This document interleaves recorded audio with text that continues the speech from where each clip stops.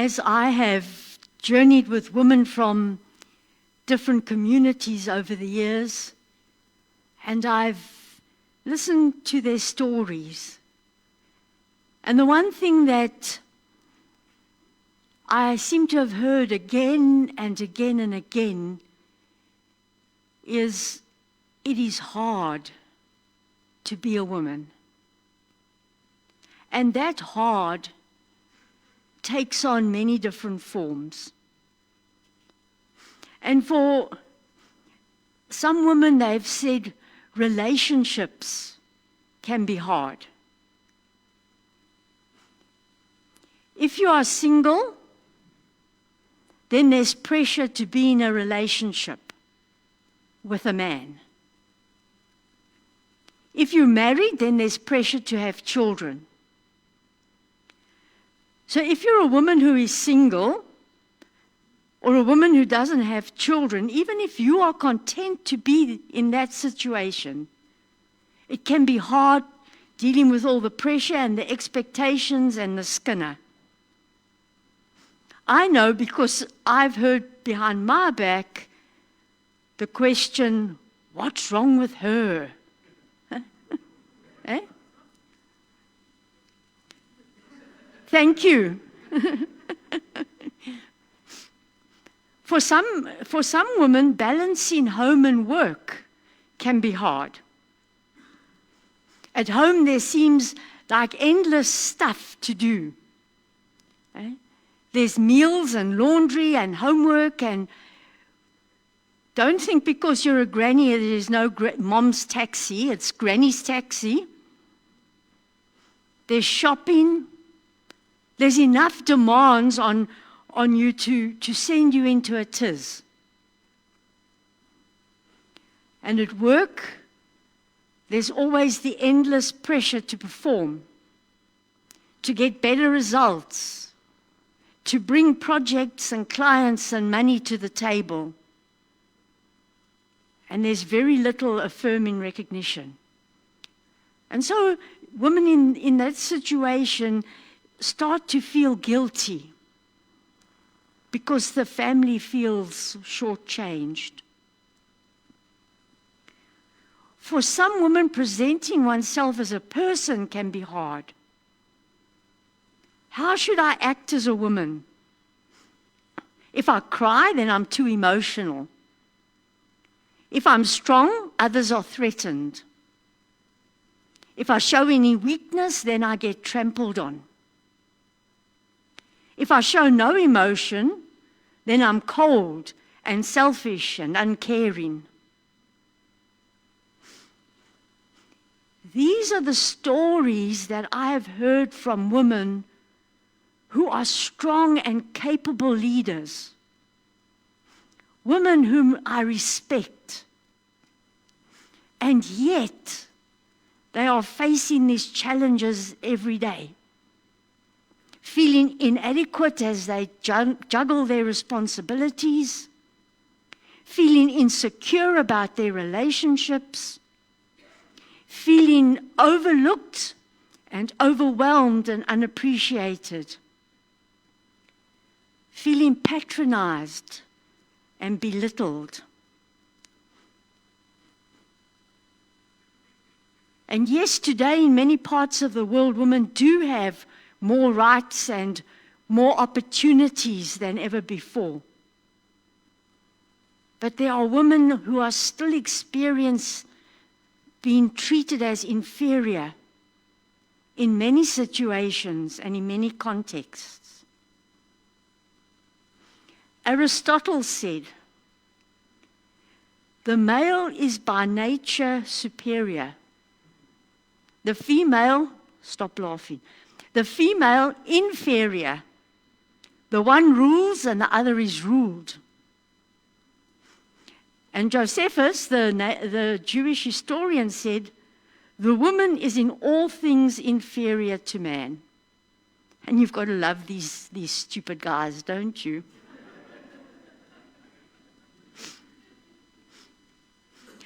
But 2,000 odd years ago, an idea started to emerge. The idea that women share a common humanity with men. And that idea didn't come from a woman at all. It came from a man.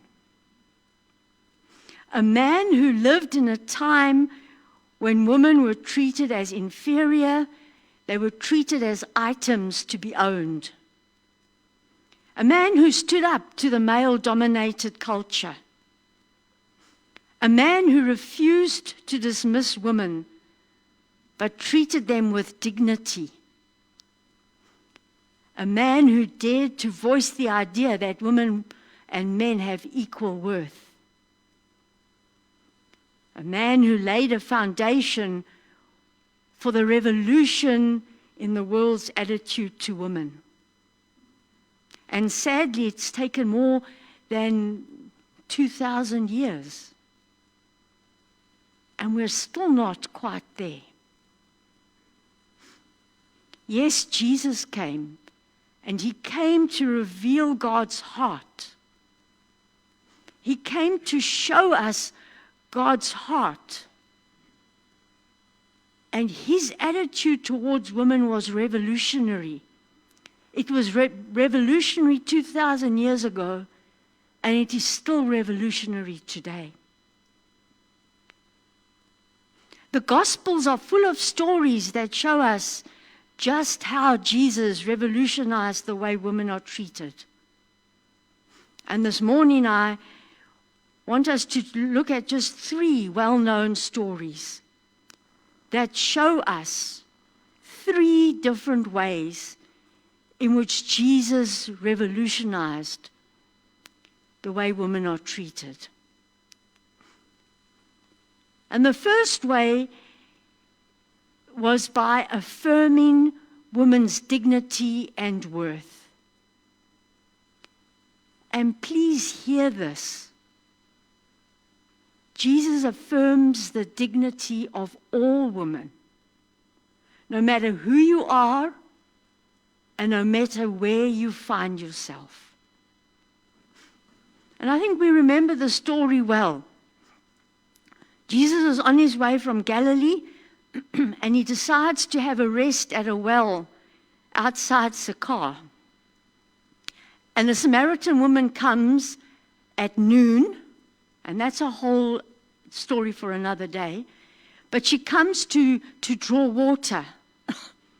And Jesus asks her for some water.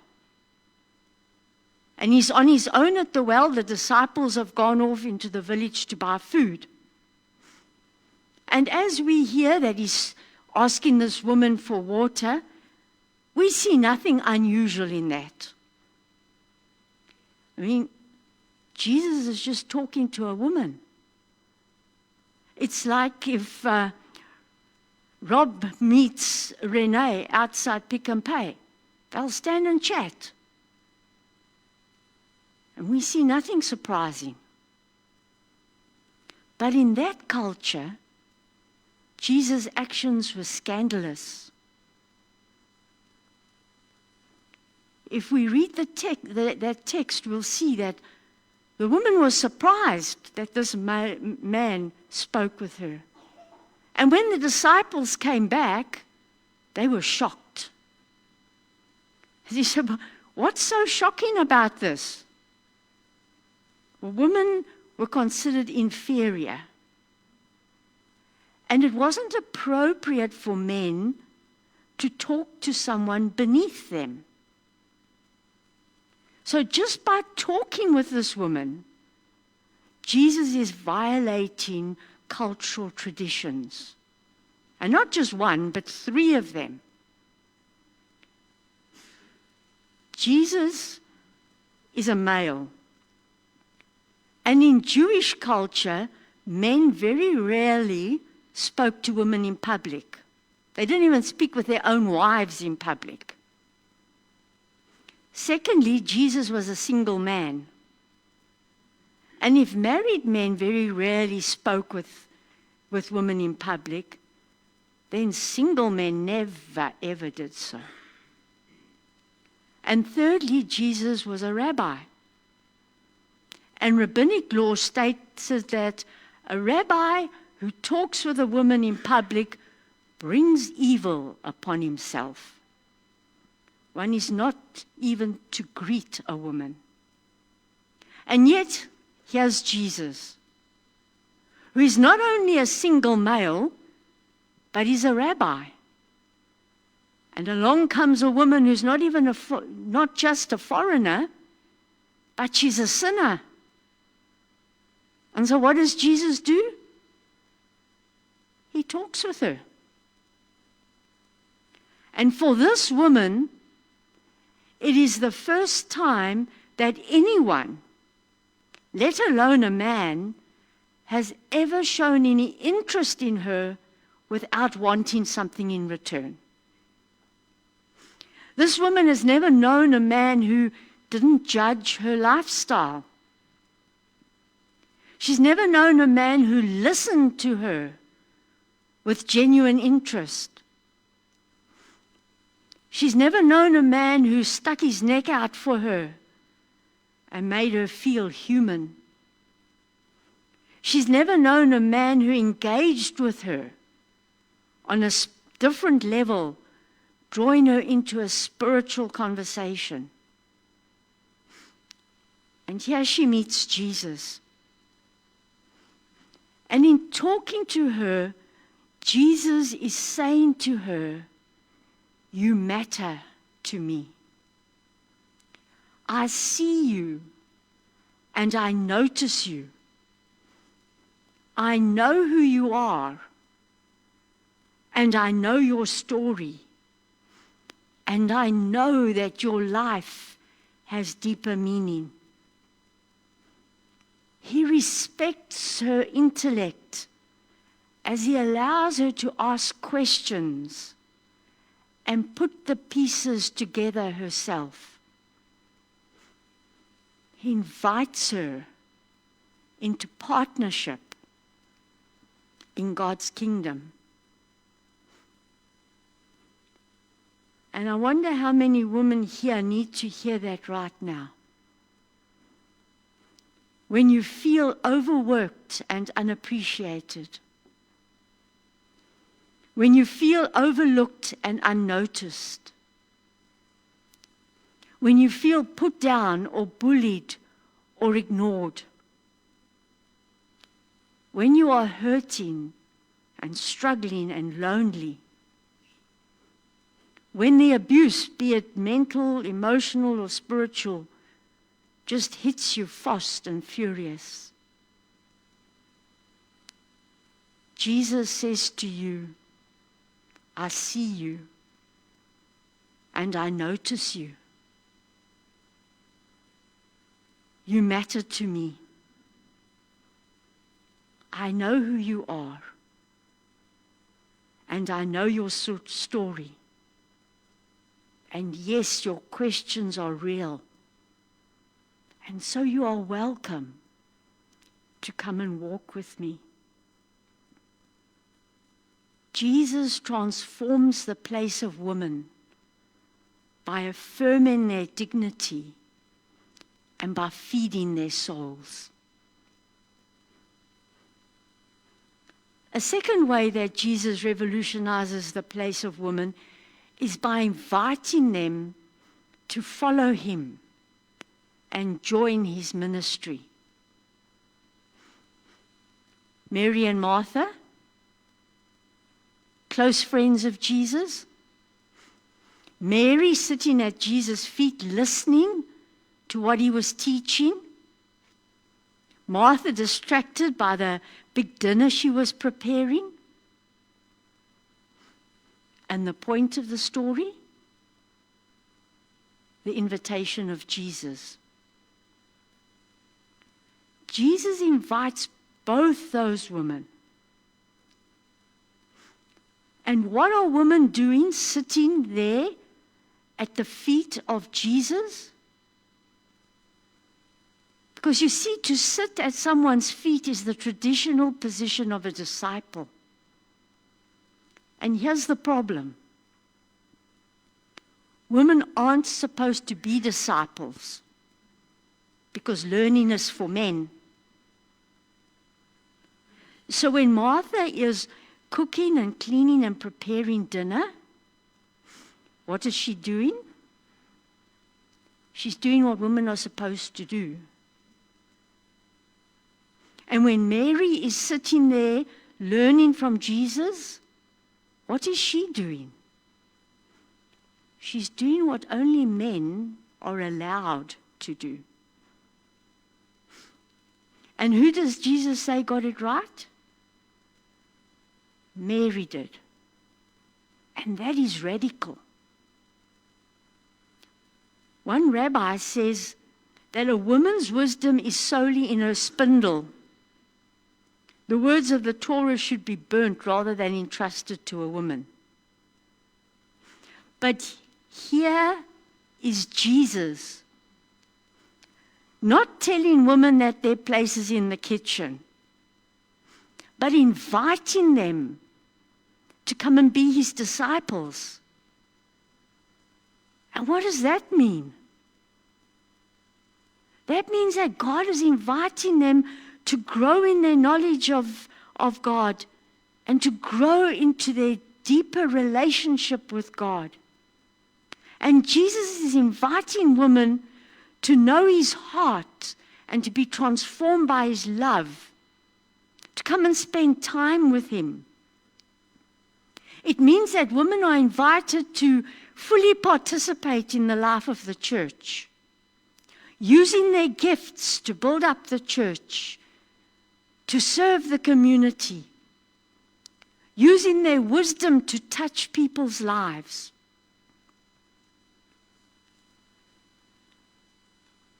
At LMC, do we believe that men and women both reflect the image of God?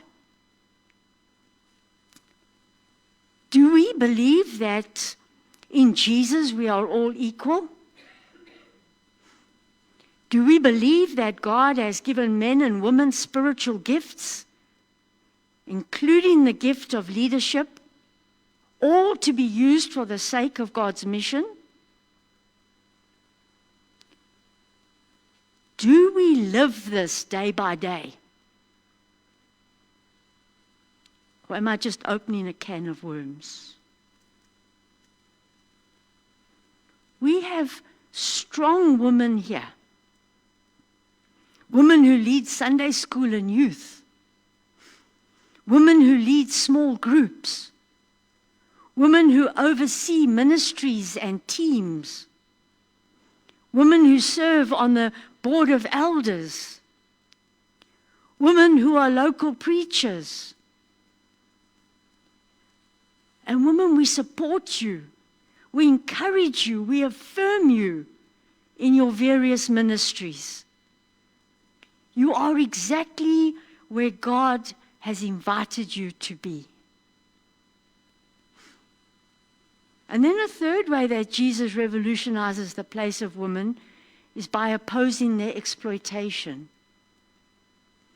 Remember that time when some men brought that woman to Jesus who was accused of adultery? And they asked Jesus what they should do. And they know full well that the law says that if a man commits adultery with a woman, and who is another man's wife, both parties must be put to death. So if that's the case, then why wasn't the man also brought to Jesus? Throughout history, women have been easy targets. They've had fewer legal rights, and they've often had no income of their own. And so they have been very vulnerable.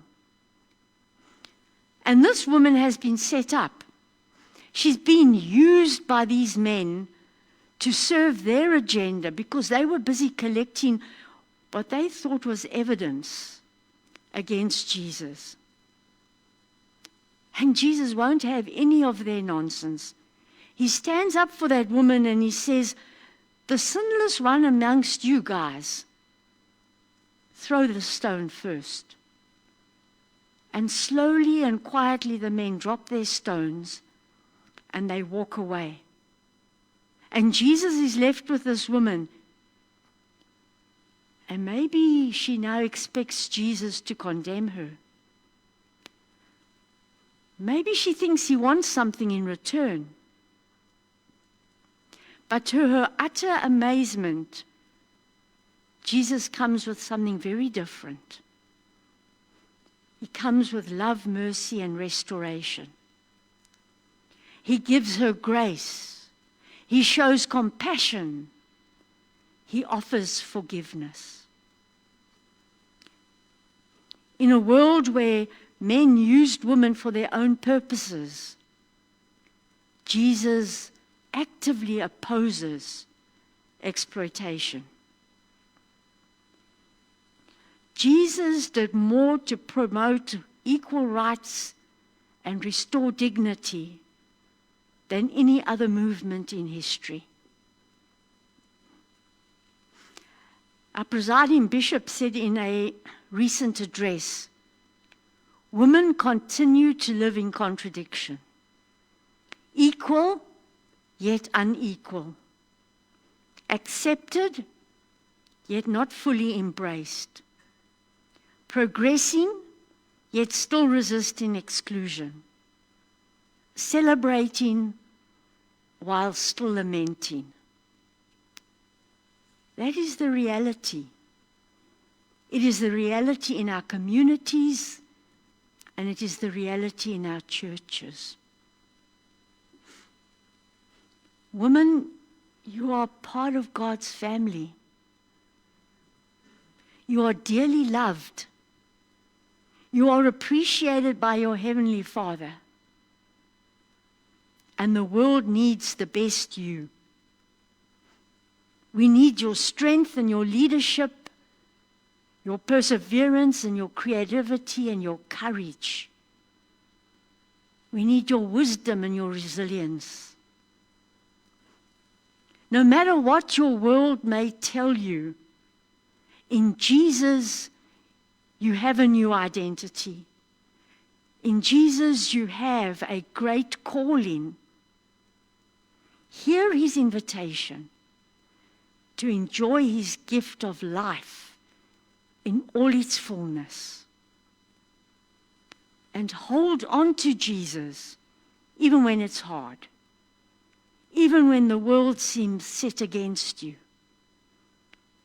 Not because you have something to prove, but because the one who loves you died for you so that you can have life, so that you can have a purpose, so that you can be called a much-loved daughter of God.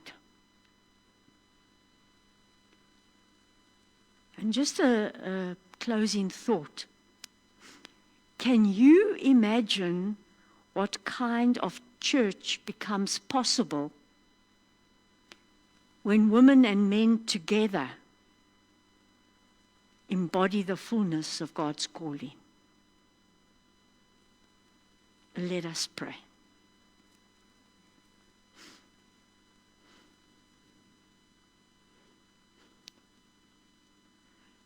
God, we lift all women with grateful hearts.